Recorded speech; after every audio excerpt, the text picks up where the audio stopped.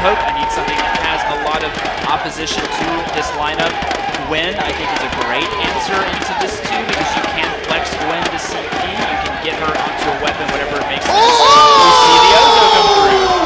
Ozo coming out here again with these pocket picks. I can see Humanist just throwing his hands up in the air. Ozo locked in for TSM. Maybe they shore this up with a Gwen as well. They could actually use Arden here. Oh, Arden, wow. So TSM has actually done this comp in the past. You start off with Protector Contract. You spend a lot of time making sure you shield up Ozo. You put Lyra in the lane. You put the heals underneath him, and he dives, specifically dives any kind of squishy backline, right? So this is exactly what this composition would be prepared for. If I was Phoenix Armada, I would probably be looking specifically for something to shut Ozo down. I don't really like the Celeste pickup. I think that's putting Ozo in an even better position. You always said, I think you said to me when the world started, we see Ozo maybe into double range. This is triple range. Ozo's going to have a field day potentially, but let's see how it pans out. I know Humanist is excited. I'd probably think AJ's excited too, so let's hand over. I tell you, Scoundrel, you have no idea just how excited we are. Players have been walking past us and pointing at Humanist and going, yeah! Hey-o! This is Humanist's thing, man. I cannot wait. It's not just who doesn't love some Ozo? That's a fair point. That's a fair point. You know something, Humanist? We did some interviews with these teams before Worlds began. And I asked all of the teams coming in from the foreign regions if they felt like North America had an advantage being in their home field with a home crowd. Yeah. After seeing the support here from the TSM fans and the chants and how it's fired them up to push this series even further, you gotta wonder if they still believe their answer, which was definitely not. Phoenix Armada, Team SoloMid, yet again, this could be our last game, but Team SoloMid, they're making a case for going all the way to 7. Let's kick this one off on the Halcyon Fold. You know, I was doing some hypothetical drafting with Waldemar last night, just on paper. We were back and forth having some dinner, and at both times he drafted Ozo and said he beat me in the draft, and I gotta agree, it's a pretty good hero.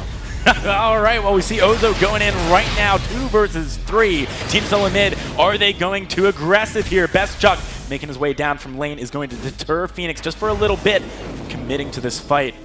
And there's going to be the disengagement from TSM. We got to talk about that as well. This is a Lyra lane, something you haven't seen a ton of. Obviously, with the Arden in the roam position, it's kind of a requirement. But do you think this composition from TSM can take down Phoenix? Well, I think it can. The reason that you're not seeing an aggression come out of TSM right now is they're not level 2. Look at that after bounce, back and forth. He's just dancing around. Now, when Ozo hits level 2, it's like a different hero. Well, he's level 2 now, so let's see what happens. He does find some good damage onto Mango, but Druid is nearby, making that rotation. A Glimmer shot up the wall. Could find Flash, but it's not even needed. That's going to be the first kill of the game, going over to Phoenix Armada. They find Vainglory as well. TSM reminds me of last game, though. I mean, they did manage to make it back. Phoenix Armada got to be feeling good after the start of this one, though. Yeah, Phoenix got to feel really good about that. I think, you know, getting caught out there was a bit of a problem. When Flash goes down, Vainglory, really not much he can do. All he could do at that moment was run away. And it appeared to be a slight miscommunication, but he did get the Vanguard from Flash and chose to then back up, which left Flash in a very dangerous position. We see the Protector contract actually coming out here, and this is something that our analysts talk about. It works really well with him. It really does. He gains so much more shield because of his heroic perk. Nice by Flash, sticking the lane, knowing that Willie might go up there. All right, let's talk about Vainglory and his Ozo build real quick, because obviously Ozo is something we see sometimes played as Crystal, sometimes Weapon. Right. You are a very, very well-known Ozo player. What do you... Yeah, you are, at least in our region. What do you think about Weapon power here? Is this the right choice from Vainglory? Well, honestly, if Ozo goes the weapon path, he is the true carry for your team. A lot of times in the high competitive level, I would say going CP Ozo with a weapon lane carry is the more consistent choice, where Ozo can just control a fight and then your lane weapon carry can come through, take objectives, finish off these fights. But he is going to be really scary through the mid game. You're going to see massive power spikes. If they do not get snowballed against, between the 8 to 15 minute mark, this Ozo is going to be actually insane. What they did to him in the last update, he's actually getting weapon ratio. Once he does his acro bounce, he gets a little bit of movement speed, and that's also going to scale with how long that duration lasts. It's pretty good. All right, well, you heard it here first. Pretty good. Let's see if it manages to work out for TSM. They need it to work. I mean, this is possibly their last game in the world stage. They managed to come back pretty hard so far. I think also, you know, paired up with this Lyra in the lane, of course you're not going to be getting like that insane healing from the roam Lyra, but you are going to be getting some heal, and she's going to be getting a lot of damage down, which means that Vainglory on this Ozo should be able to get into the backlines, be very disruptive, and with a nicely placed Bright Bulwark, a lot of maneuverability through these fights. So we've talked about what Team SoloMid and specifically Vainglory on the Ozo need to do, but what should Phoenix be doing to deal with that plan? Because when you look at the composition Team SoloMid's running, when you see the build that Vainglory's gone for, you kind of know the direction they're heading in terms of their play.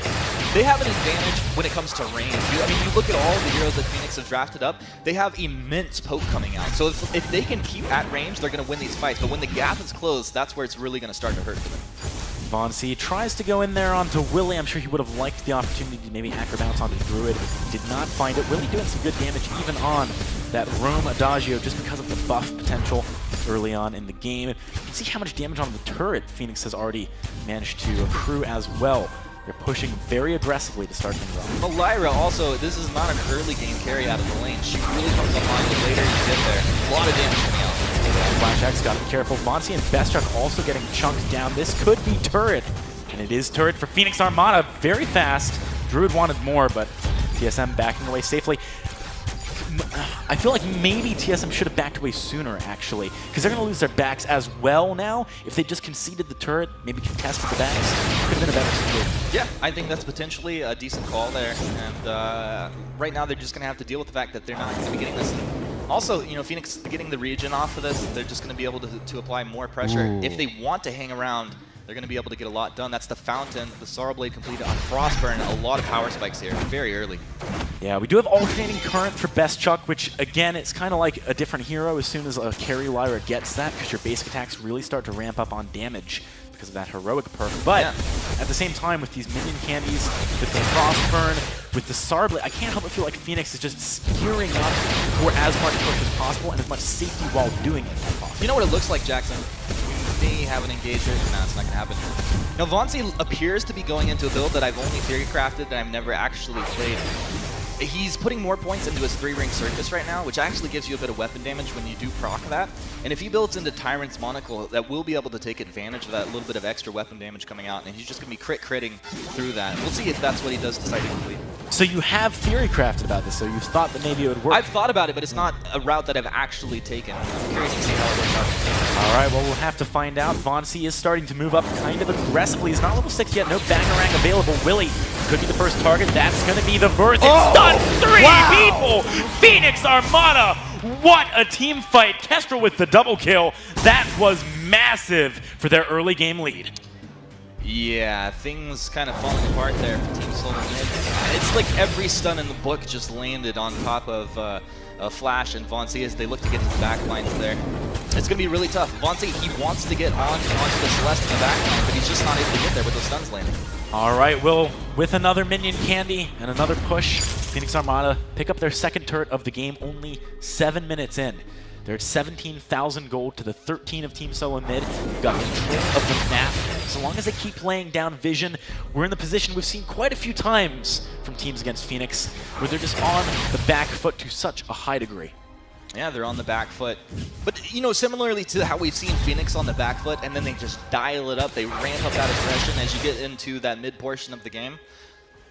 I think TSM with this competition can do very similar things.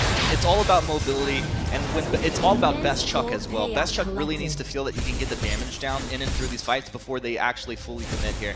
And he's starting to get to that point. As he gets into the Broken Myth, he needs to have his boots up, available to go. Maybe he decides to grab an infusion just in case the fight breaks out. And this is the Tyrant's Monocle coming out right now. It is indeed. Really, on the flip side, he's picked up a Crucible. We do also have some more minion candy. Phoenix want to keep pushing before Vainglory can get strong, before Bestchuck on Lyra can get strong. Bangarang comes out, though. It goes on to Mango. That's the main target. Stun on the Vainglory, however. He goes down. Bestchuck has to bail on the fight with the portal, but it might not be enough. Glimmer shot for the kill. It's an 8-minute ace for Phoenix Armada, and it's going to be an 8-minute Tier 3 turret, too. Hard to watch for Ozo fan, hard to watch for a TSM fan. Phoenix just dismantling Team SoloMid here. 8 minutes in, 7-0. They're going to be pushing onto these Vein Crystal turrets right now. Look at that. It's going to be the first coming out. Vainglory's getting bursted down. Where's the backup? Vainglory's into the backlines. He's down. Flash as well. This is ridiculous. They could just end the game right here. Best Chuck nearly dies on the Sanctuary. Humanist, Phoenix Armada, they're doing it. They want to take the first World Championship by storm in style. Phoenix Armada are your first Vainglory World Champions. Okay. Team SoloMid just losing this game in 9 minutes? Is that what the timer is here? That was roughly the Or time. Phoenix winning the game in 9 minutes is the way I should be phrasing it. Absolutely phenomenal. They made Celeste look like an early game hero. That was just, I mean, I've never seen anything like that. I mean, Phoenix, they've got to feel great right now. Phoenix, I know, as an organization, picking up Invincible Armada, right? Quite recently, Invincible Armada was so happy to be picked up by this organization.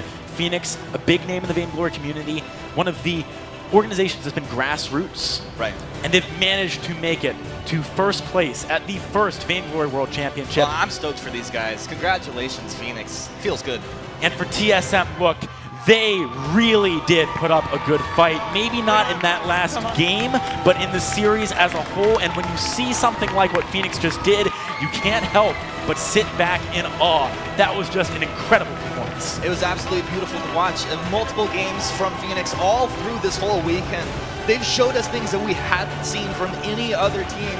Team SoloMid putting up an incredible fight. I've talked to some of these other team captains that are here. They thought Phoenix might just roll through this undefeated, but really beautiful from Team SoloMid. They were close, but they didn't quite go through undefeated. You got to look at Willie right now. He's a player who just kind of made it onto the roster, comes to Worlds, shows up, becomes an MVP. We've got an interview with your winners on stage with Playoff Beard. Let's hand it on down to him. All right, I am here with your world champions, Phoenix Armada from Korea!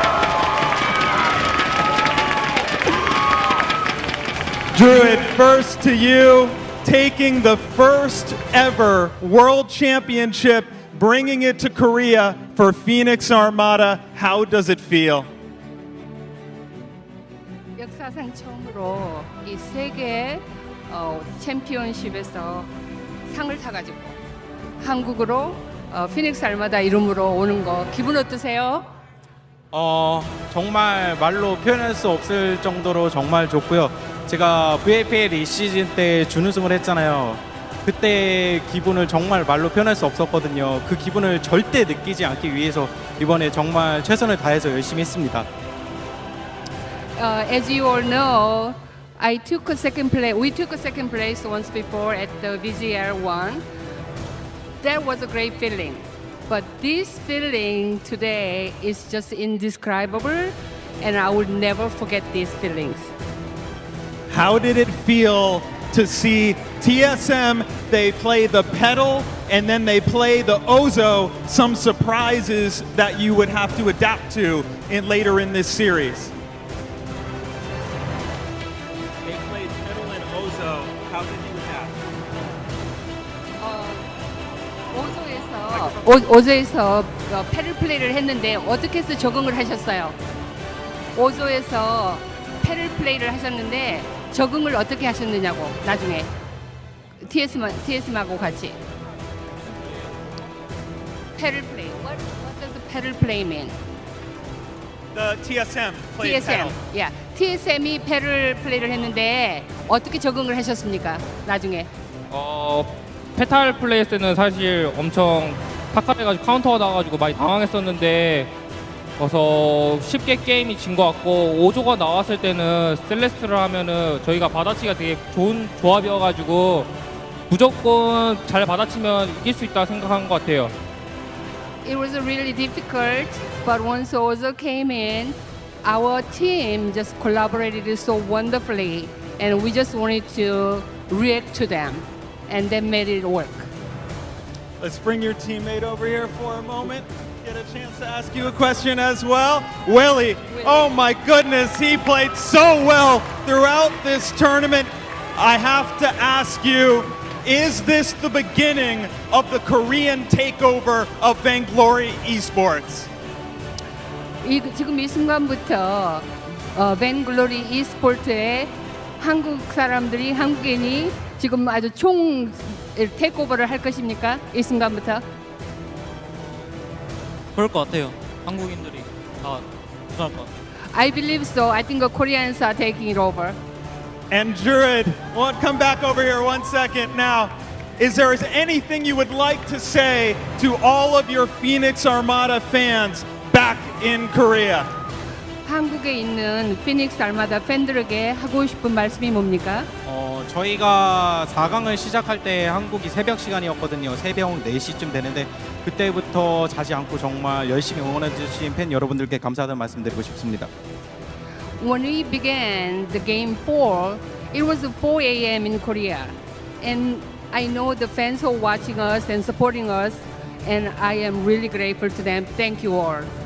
And many fans here in the building as well. But that is enough talk. Phoenix Armada representing Korea. Go claim your World Championship trophy!